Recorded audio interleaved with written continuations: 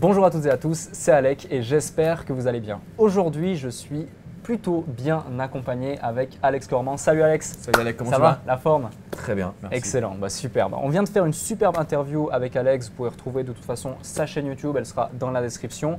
Et aujourd'hui, j'ai envie de parler un petit peu de ton parcours. Tu as un parcours plus qu'atypique, plus qu'admirable.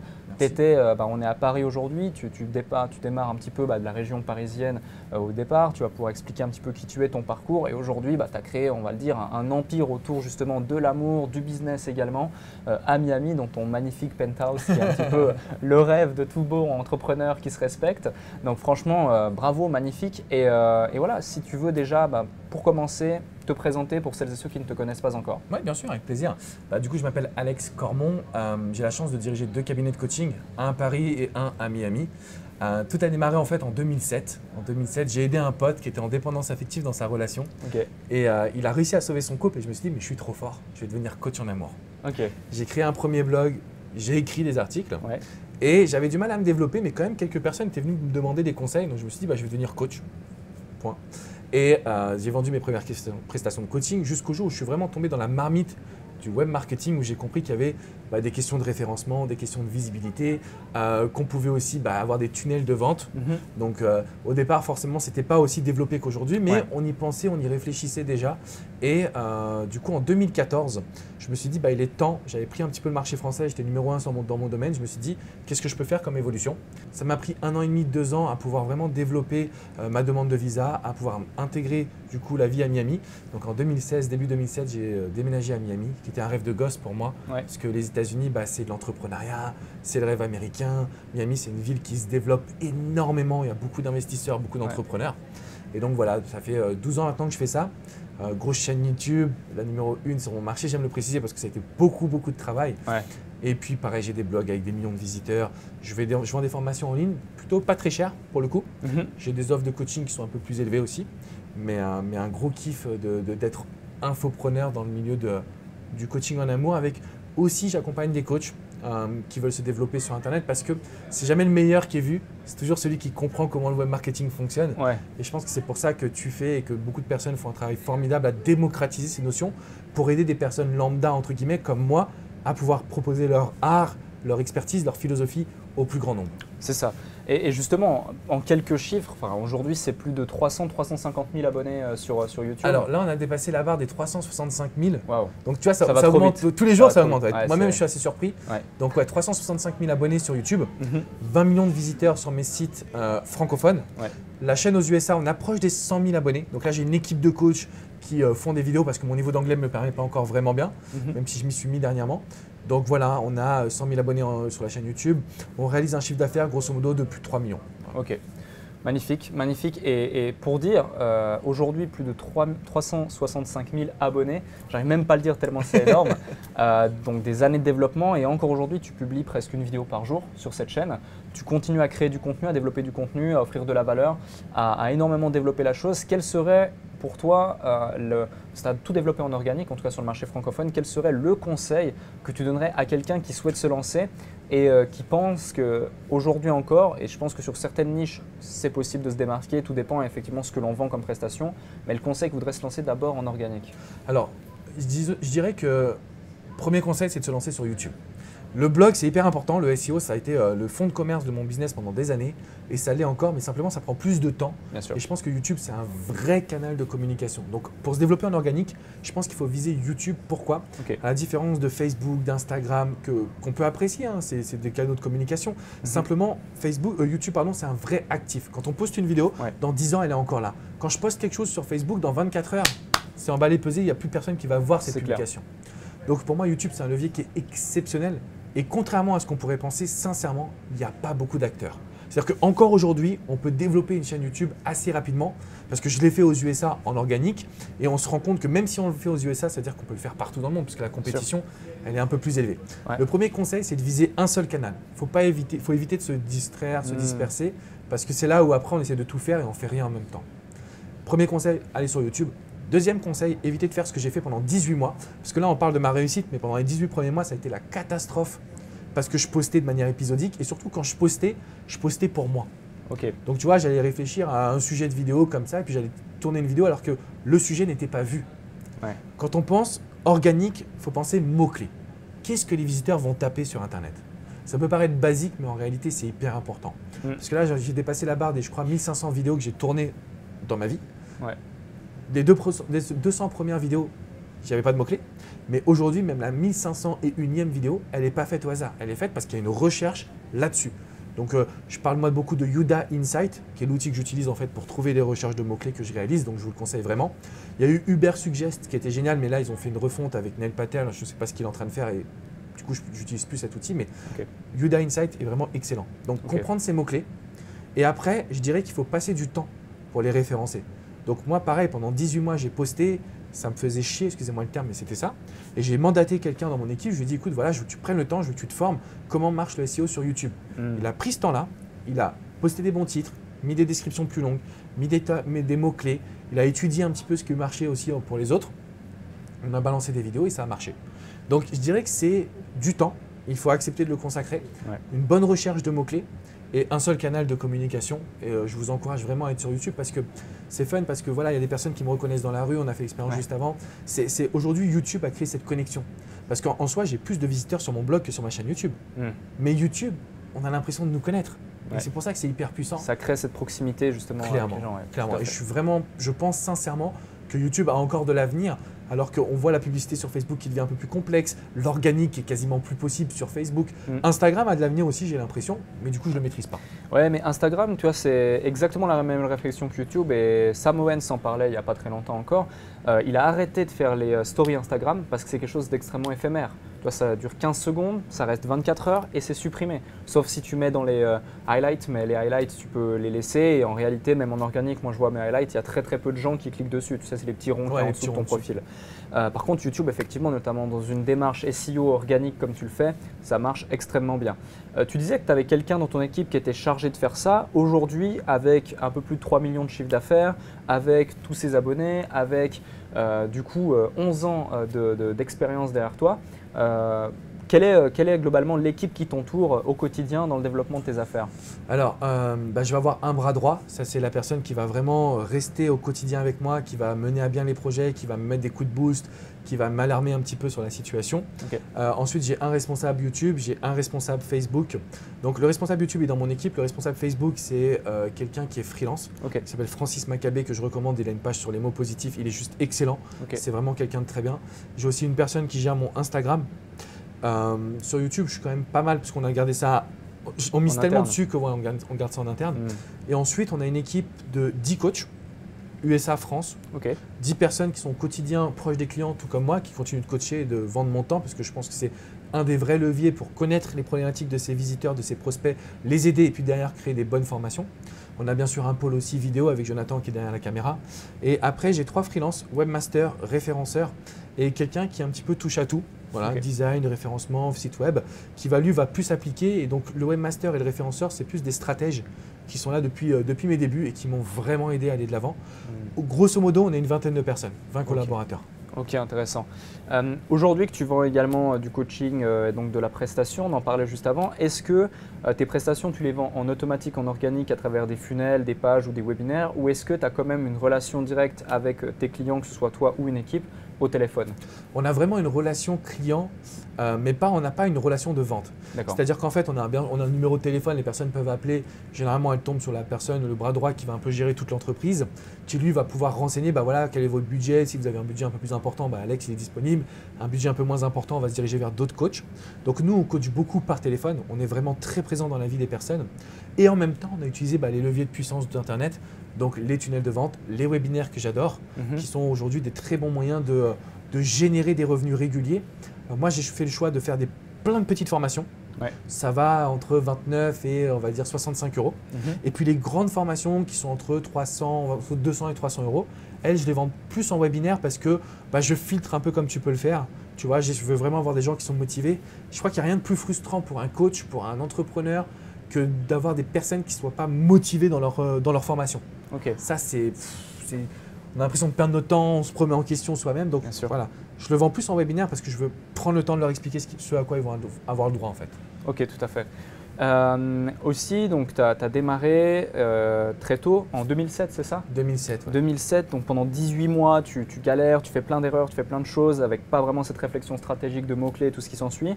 Donc on arrive en 2008, 2009, aujourd'hui on est en 2018, donc c'était il y a 9 ans. Ta croissance, j'imagine qu'elle est plus exponentielle sur les 3 dernières années que linéaire, ou elle est plutôt lissée vraiment Alors en comment fait, si tu veux, la chose? l'idée c'est ça. De 2007 à 2011, j'ai fait toutes les erreurs du monde. Donc j'en Ok. vivais, mais c'était je vivotais. C'est Ok. en 2011 je me suis vraiment posé des questions sur YouTube, etc. etc. Donc tu vois, Ok. ça nous ramène à encore beaucoup plus loin. Ok, ouais, On va dire que je suis devenu extrêmement rentable à partir de 2014. d'accord. Et depuis, chaque année, je double mon CA. Tu D'accord. vois, donc on est dans cette dynamique de doubler Ah ouais. son CA chaque année. Cette année, on a été un peu plus lent. Je pense qu'on a atteint une sorte de plafond. D'où peut-être cette réflexion de vouloir Exactement. internationaliser. Exactement. D'accord. L'idée maintenant, c'est d'internationaliser parce que, à mon sens, on ne grandira pas spécialement en France. Mhm, On aura même peut-être plus tendance à perdre des parts de marché s'il y a d'autres acteurs qui rentrent. mhm. Mais du coup, le marché américain qui est hyper big, là, il est en train de nous exciter d'une certaine manière parce que mon but aussi, c'est de toucher le plus grand nombre possible, c'est d'apporter sûr. mon aide au plus grand nombre. Donc, je te dirais, au début, c'est normal de galérer, les amis. Après, on développe son CA, c'est vraiment exponentiel. Et il faut aussi accepter, je pense, ça m'a fait un peu déprimer d'arriver à un plafond. Ouais. Tu sais, quand tu as tendance à grandir, tu marches sur l'eau, tout va bien, et d'un coup, tu dois t'arrêter. Et donc là, il faut se remettre en question et se demander, OK, comment je peux faire pour aller plus loin? Pour ma part, c'est d'apprendre l'anglais. C'est pas si simple que ça, qu'on en a déjà une boîte qui tourne, etc. Ouais. Mais je dirais que c'est ça qui est bon et qui est excitant en tant qu'entrepreneur, c'est qu'on fait face à des challenges tous les jours. Yes, non, mais c'est une certitude. Et il me reste encore 2 petites questions qui sont étroitement liées justement au fait d'avoir atteint ce plafond de verre. Et là, du coup, moi en tout cas d'un œil extérieur, alors ça m'intéressera réellement d'avoir ta réponse, c'est que je vois 2 réactions de ta part. La première, c'est effectivement la volonté d'internationaliser, et on va en parler juste après, ton business avec le marché anglophone et peut-être d'autres marchés. Et la seconde, c'est d'avoir diversifié également tes offres avec un nouveau positionnement, notamment le business. Toi aujourd'hui, vu que tu l'as fait, tu le fais encore, c'est encore actif et d'ailleurs il y a des bons retours, donc c'est génial, le business coach. Comment est-ce que tu vois la chose? Quel est ton retour d'expérience en ayant en fait eu cette figure vraiment imposante du love coach que tu es et des centaines de milliers, de millions de personnes que tu as impacté avec ça, et derrière de lancer de la publicité, de te faire voir en tant que business coach? Quels ont été les retours? Est-ce qu'il y a eu des bons retours, des mauvais retours, et aussi quelle a été ta perception des choses par rapport à cela? Alors écoute, tu sais, je me définis vraiment comme un coach et j'ai passé beaucoup de temps à devenir le meilleur coach possible. Et en même temps, je suis un entrepreneur qui a envie de diffuser son savoir. Parce que Bien je sais sûr. qu'il y a beaucoup de coachs qui ont, alors consultants, on peut les appeler vraiment comme on veut, mais il y a beaucoup de personnes qui ont un savoir extraordinaire, mais qui ne comprennent pas l'axe du marketing. Ouais. Et c'est tellement dommage parce que c'est ce qui fait la différence entre un coach qui est vu et un coach qui n'est pas vu. Personnellement, j'ai vu qu'il y avait 2 moyens de me développer. J'étais numéro 1 sur mon marché, je ne pouvais plus grandir. C'était soit je faisais un développement un petit peu à l'horizontale, c'est-à-dire en gros passer de coach en amour à coach en développement personnel, passer également en mentor business pour accompagner des coachs, etc. à lancer leur activité. Et puis le développement un petit peu plus vertical, donc là c'est passer de la France qui est un petit marché au marché international anglophone. Et je me suis aperçu que j'avais du mal, et je dois l'avouer, j'ai encore du mal aujourd'hui à me dire que les Français, le monde francophone, va avoir une publicité pour du coaching, mentoring business d'Alexandre Cormon. Alors, je parle de moi à la 3e personne, je ne suis pas hautain, mais c'est juste pour dire que les gens me connaissent en tant qu'un love coach. Ouais. Et ça me faisait bizarre qu'ils voient une pub pour autre chose. Tout à fait. Même si j'ai des bons retours, même si j'adore ce que je fais, même si la formation, je pense qu'elle est géniale, c'était juste difficile pour moi de l'accepter. Il y a des critiques qui sont arrivées, alors que j'en ai jamais dans le coaching en amour, mais vraiment jamais, ou très très peu. Et je me suis dit, en fait, Alex, tu n'es peut-être plus aligné. Qu'est-ce que tu as vraiment envie de faire? Je me suis posé des questions pendant très longtemps. Et je me suis dit, OK, est-ce que tu as vraiment envie de faire? Ce qui te ferait vraiment vibrer, c'est de faire des conférences partout dans le monde sur l'amour. Ça a été ton premier objectif. Et je continue d'aider des coachs. Je vais le faire peut-être moins souvent, parce que je m'étais quand même pas mal impliqué. Simplement, aujourd'hui, je dirais, restez quand même alignés. Ne soyez pas distraits par les chiffres que vous entendez. Ne soyez pas distraits par le succès d'une autre personne. On pourrait se dire, mais comment il a fait ça? Lui, il vient d'arriver, ça fait 2 ans qu'il est là, alors que moi, ça fait 11 ans. Chacun est vraiment dans sa ligne de conduite et c'est OK, les amis. Faites simplement des choses pour vous parce que à chercher aussi à développer des nouveaux projets, à travailler plus, à générer plus d'argent, on en oublie l'essentiel qui est quand même d'être heureux. Bien sûr. Donc, sincèrement, j'ai pris beaucoup de plaisir. Simplement, je me suis dit, OK, Alex, recentre-toi sur ton vrai objectif. OK. Voilà pourquoi aujourd'hui, je me recentre sur le marché international. Bien sûr, et j'y viens, dernière question par rapport à ça, c'est le déploiement international. Donc parlons déjà du marché anglais qui est le plus gros marché aujourd'hui parce que tu t'ouvres au monde entier qui parle anglais, c'est plus de 1 milliard de personnes, enfin des milliards de personnes, bref. Et ce qui se passe, c'est qu'aujourd'hui, beaucoup de gens se disent marché américain 10 fois plus grand que le marché français, mais ce qu'ils ne prennent pas en considération également, c'est du coup 10 fois plus concurrentiel, 10 fois plus cher en coût d'acquisition dans certains axes, 10 fois plus du coup derrière de qualité, que ce soit dans le contenu, 10 fois plus de difficultés à s'indexer en termes de SEO. Est-ce que tu as fait face à ces problématiques? J'imagine que oui, mais comment justement tu as pu pallier à ces problématiques pour avoir les résultats que tu as aujourd'hui? 100 000 abonnés en si peu de temps, c'est quand même une très très belle performance. Vous êtes bien implanté dedans, vous avez de très bons résultats j'imagine. Donc si tu as 2-3 conseils par rapport à ça, c'est avec plaisir. En fait, je pense que le premier conseil, c'est de se remettre à l'origine. C'est-à-dire que je vais parler de l'erreur que j'ai réalisée, je pense que ça va parler à tout le monde justement, vous allez pouvoir comprendre ce qu'il ne faut pas faire. Moi, je suis parti du principe que j'étais Alex Cormon, le numéro 1 en France, et j'allais pouvoir faire la même chose aux USA. Et donc, je suis arrivé sur le marché américain en essayant de miser sur les gros mots-clés, en essayant de concurrencer mes concurrents qui étaient déjà installés depuis plusieurs années. Et forcément, je me suis pris un mur. Déjà parce que mon niveau d'anglais, il n'est pas assez bon. Ensuite, parce que ces concurrents, ils sont déjà installés, ils sont connus, alors que moi, je n'étais pas connu. Donc, si je faisais une vidéo pour la France et que je faisais la même vidéo pour les USA, l'impact aux USA était clairement nul, zéro. Et c'est là où je me suis remis en question. Je me suis dit, en fait, Alex, tu as fait une grave erreur. Tu t'es pas développé aux USA comme tu l'avais fait en France. Et j'étais parti dans ma mission de, OK, je suis parti attaquer un marché en tant que numéro 1 alors que je devais l'attaquer en tant que débutant. C'est ça qui a changé ma vie. Donc, j'ai refait des vidéos sur des petits mots-clés pour poser des fondations. Donc, j'ai beaucoup moins de vues, mais au moins les gens me voient, me trouvent, ils entendent parler de moi. Et puis, petit à petit, ça commence à prendre forme. Deuxièmement, je ne mets pas juste un gros prix hyper cher sur une page de vente. Je vais convertir les personnes par téléphone, comme tu peux le faire également, donc avec une équipe de personnes qui est là pour convertir. Ouais. Parce que du coup, je ne vais pas passer mon temps à convertir au téléphone, ça n'a pas de sens. Mais c'est ce que j'avais fait au départ. Au départ, je vendais mon heure de coaching en France à 49 € au téléphone. Et j'ai refait la même chose aux USA, simplement avec un tarif qui est forcément plus élevé, mais le système de vente est le même. Donc je dirais qu'en fait, on peut attaquer n'importe quel marché si on refait ce qu'on a fait au début. Par contre, si on fait ce qu'on fait aujourd'hui, on va se prendre un mur parce qu'il y a toujours un acteur qui est beaucoup plus performant que nous sur le marché actuel. Je ne sais pas si ça fait sens. Oui, ça fait tout à fait sens, bien sûr. C'est hyper important, mais ça demande, et d'ailleurs bravo, parce que ça demande beaucoup de remise en question, d'humilité. Ça fait un coup sur ton ego parce que tu te dis tu recommences tout à zéro et du coup tu vas devoir charbonner plus. Donc c'est vraiment un exercice qui est difficile et je l'ai vu également avec Léo par exemple quand au bureau il démarrait encore sa chaîne en anglais, qui commence à prendre de plus en plus et autres, et il veut aussi rentrer et s'intégrer dans le marché anglais. Le marché anglais sur le Make Money, notamment Make Money Online, est encore plus concurrentiel quand tu as des gros comme Tai Lopez, Grant Cardone et des dizaines de milliers d'autres qui essaient de se faire un chemin derrière. C'est vrai que c'est assez compliqué, j'imagine que c'est pareil dans l'industrie du love. C'est pareil, franchement ça a été extrêmement long, extrêmement compliqué, je ne le cache pas. D'ailleurs, c'est toujours pas réussi, on ne va pas se le mentir. C'est en progression. Mais c'est vrai que ça a été un redémarrage à zéro. Ouais. Redémarrer à zéro quand on a déjà créé quelque chose, c'est pas la même envie, c'est pas la même énergie. Quand on démarre, franchement, on a faim. Je me rappelle en 2007, j'étais ultra motivé. Là, je dois retrouver cette énergie. Mais en même temps, je dirais que c'est ça qui nous challenge. Sinon, on reste à ne pas créer une entreprise, quoi. C'est ça, c'est ça. Écoute, merci énormément pour ton temps, merci énormément pour cette interview. Est-ce que tu aurais un dernier conseil à donner à quelqu'un qui n'ose pas se lancer, qui n'ose pas passer à l'action? Parce qu'on a beaucoup de vues, toi et moi, sur nos vidéos, mais on a aussi beaucoup de gens qui nous regardent. Au fond d'eux, ils savent pourquoi ils nous regardent, ils ont cette envie, ils ont cette petite étincelle au fond d'eux, mais ils n'arrivent pas vraiment à exprimer leur plein potentiel. Alors, je dirais que dans un premier temps, il faut savoir pourquoi. Moi, je regarde aujourd'hui, je faisais des vidéos au départ sur YouTube, je n'étais pas vu, je n'étais pas heureux, ça me faisait chier. Pourquoi? Parce que j'étais nul. J'ai pris une coach vocale, un coach scénique, je me suis formé, j'ai mon caméraman qui m'a aidé, on a passé du temps. Et aujourd'hui, je pense être très à l'aise devant la caméra. En tout cas, je prends du plaisir à faire des vidéos. À chaque fois que j'ai eu un blocage et qu'on essaie de chercher les solutions par soi-même, c'est possible, mais il faut vraiment de la niaque et de la motivation. Si vous n'êtes pas passé à l'action, franchement, faites-vous aider. Parce qu'il y a des gens qui sont passés par là.